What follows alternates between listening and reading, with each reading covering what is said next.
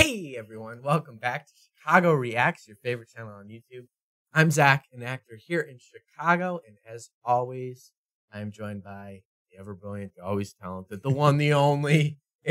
I'm Michael, everybody. I'm also an actor here in Chicago. Welcome back to Chicago Reacts. Today we are checking out Hitler Oversimplified Part 1. We love Oversimplified. Yeah. It's time to get some info on our boy. Yeah, we just did World War I recently. Yeah, so we loved it. And let's start with World War II by getting into Hitler, right? Right. That's learning about Hitler, not getting into Hitler. Let's make sure we're careful how we phrase that. It's a good point.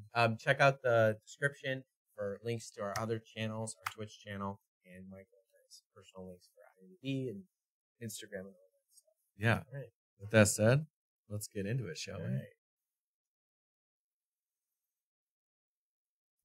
Look at this baby. So gentle, so innocent. You'd think this child would grow up to become a good man, an honest man. Well, think again. Hitler was born Adolphus Hitler in 1889 in a small town in Austria-Hungary. His father, Alois Schicklgruber, was born out of wedlock, but eventually changed his name to that of his stepfather, becoming Alois Hitler. Alois was a mid-level Austrian customs officer, not really rolling in cash, but certainly rolling in women. He married a rich, older lady, but then immediately started having affairs, including one with a much younger house servant. A few years later, he left his sick wife to be with his mistress, but since the Catholic Church didn't allow divorce at the time, he couldn't marry her. So he waited for his old wife to die and had a child in the meantime. Then his wife died, so he married his mistress and had another child, but then his new wife got sick, so he employed his much younger cousin Clara to take care of her. Then when his new wife died, he immediately got Clara, his cousin, pregnant, and then married her. In that order, you rock star. Clara and Alois had 3 children together, who all tragically died while in infancy. So when the 4th child, Adolf, came along, Clara spoiled him rotten. The Hitlers had 2 more kids, and the family moved around a few times, meaning Adolf had to attend 5 different elementary schools. Adolf's father was strict, quick to anger, and took most of it out on the eldest son, until he had enough and ran away at the age of 14, leaving 7-year-old Adolf to do most of the chores and get berated by his father. The result was a difficult relationship with his dad, while he was super attached to his mother, who worried over him and his health excessively. Hitler did well in school at first. His grades were good and his teachers praised him. He was popular with the other kids and enjoyed gathering them together to play war games. He also loved reading and particularly liked stories about cowboys and Indians. As he grew older though, he started to get into trouble. He was caught smoking once, organized a raid on a local orchard, tormented his pro-Austria religion teacher with symbolic gestures, displaying his allegiance to the idea of united Germanic people under a greater German state in defiance of Habsburg Austria. You know, the usual. All of this enraged Adolf's father. These are some major warning signs, man. Yeah. These are some major warning signs. I mean, it sounds like... Yeah. So many red flags. Just boom, boom, boom. Not a great. Yeah. Yeah, just not a lot of good things going on, but Not a lot of good things going on. it's just a recipe for disaster. It just sounds like one of those torch. Yeah, it sounds like a recipe for someone who's gonna grow up to do cruel things. Yeah, it really does. I mean, yeah, he had a wild side, but the extent to which, like, as being someone who was even somewhat young at the time, it's almost impressive. Like it's almost impressive, some of the stuff that he was already getting into, like the unity of the Germanic people, and like taking basically doing religious symbolism, like shunning that in class. Like that's pretty bold, man. Yeah, someone that young. Very vocal, it seems like. Yeah. Didn't have an issue with that. All right. I think it's interesting. Not that this is really the highlight of it, but just like, oh yeah, like he was a kid when like kids died more often. Yeah. You know? Yeah. Like that just happened more frequently, I think. And I mean, it's kind of a miracle that more kids don't die. You know? Obviously, that's modern medicine, and there's so many factors that go into it, but it's just interesting. It is interesting to think if even just one of those previous children would have survived.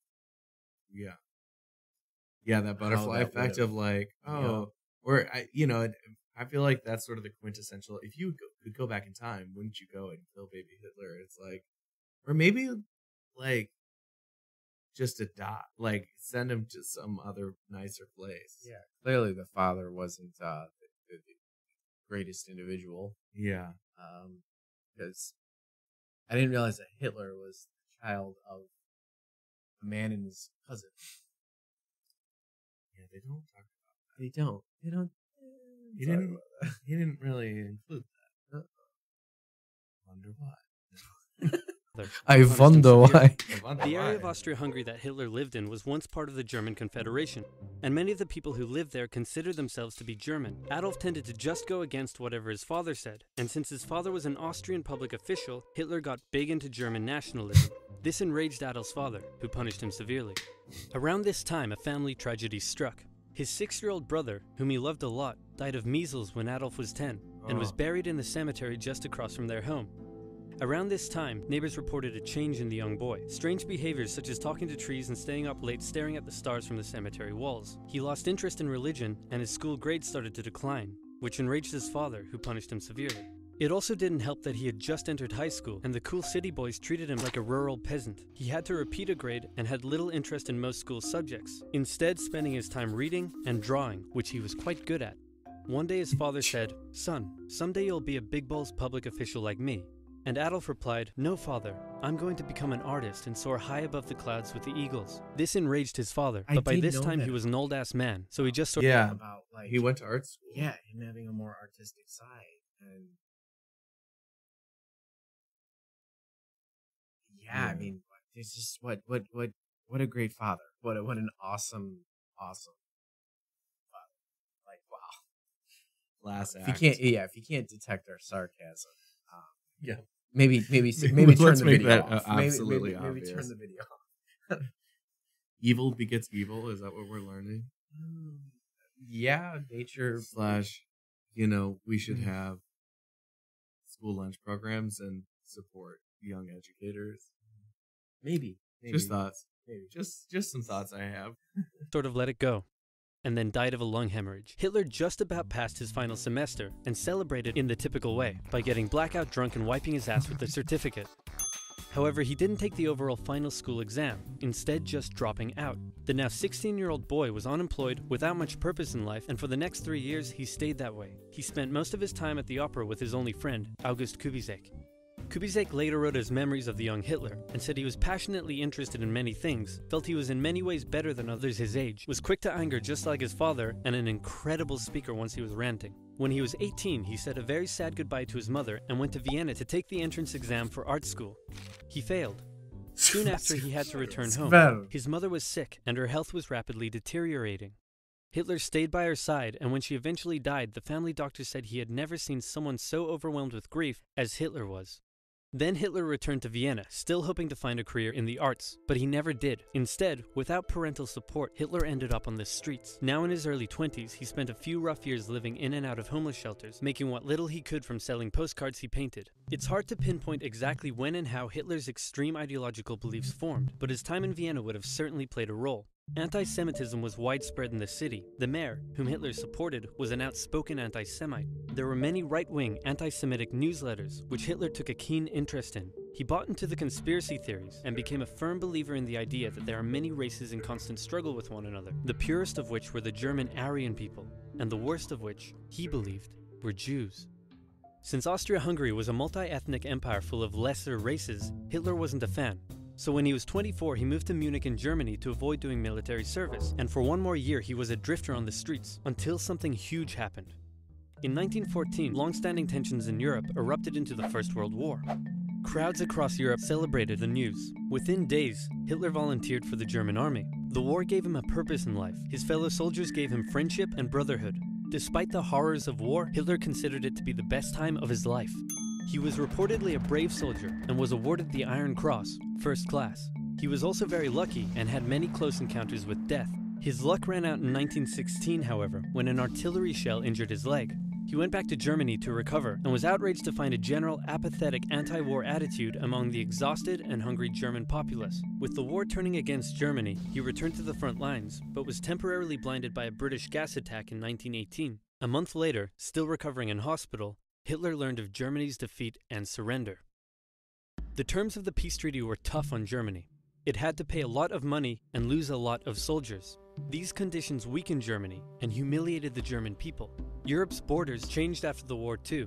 New countries were formed out of Russia's lost territory, Austria-Hungary was dissolved, and there was one big new country splitting Germany into two. Hitler, seeing the country he loved humiliated like this, said that hatred grew in him for those responsible, by which he meant communists and Jews, who he believed had stabbed Germany in the back by spreading dissent and anti-war propaganda back home. Oh no. Yeah, not great. Not good signs. Yeah. I don't. I feel like every student, I just love oversimplified, but I do feel like every child in a public school and a private school should watch this, honestly, because when history as a whole and all these horrible events are, simplified down to a few paragraphs or a couple of chapters in a history book, there's nothing there that talks about this, how all of this happened to one particular individual and how that ended up spawning hatred, spawned literally the entire Second World War. But it's all ultimately due to that develops over the course of a life. Yeah. And that can't be broken down to just a paragraph in a history book. I would argue that looking at this side of it, the actual historical relevancy of the growth of Hitler throughout time is almost more important than the actual of like summarizing the actual events that took place. Because it's like you can't end up at a certain event without something happening before it. Mm-hmm. So it's like, in my opinion, the cause is just as, if not even more so in certain circumstances, important than the effect. Yeah. And I don't think history looks at that enough. Yeah. At least in my recall, I feel like we're introduced to Hitler in World War II. Yeah. But it's interesting to learn more of the backstory of his involvement in World War I, even. Right. And then where his beliefs in anti-Semitism came from. Right. And I think, to me, honestly, it's really striking to modern day parallels, because we are having really scary anti-Semitic language being used, and I think it just galvanizes me a bit more to be more conscientious of just like, I mean, I don't know, more so. I mean, I'm against it, like anti-Semitism. So I just think, I don't know, I think there's something about putting it in simple terms of like, this happened and then this happened, and yeah, sort of that cause and effect helps you to see maybe more parallels in that it's casual and it's oversimplified, as opposed to like, here's like a rich historical text, right? Separates, I think, some of it feels more like in stone. Yeah. Like this was how things happened. It was always going to happen this way. Yeah. But then you see all of the little factors that the human affected element. it. Yeah. The and you're like, wow, element. that is insane. And we have to be mindful that so that it doesn't happen again. Right. Yeah. Right. Exactly. Because that's kind of the whole reason why we look at history is to make sure. No, I'm not going to say make sure, but to do our damnedest to try to make sure. Yes. Keep striving for a better world, that we have long ways to go. Spoiler alert, by the way. So we'll see you guys for part 2. Yes. But yeah, thanks for tuning in. That was a lot of fun. And got a little heavy there. But yeah, let us know in the comment section what was one of your favorite parts of like this video? Like, what was one of the most interesting like things that you learned about Hitler, or maybe any other like evil, cruel person in the world that you found interesting? Hit that like button, subscribe to the channel, and we will see you next time. Chicago Rios.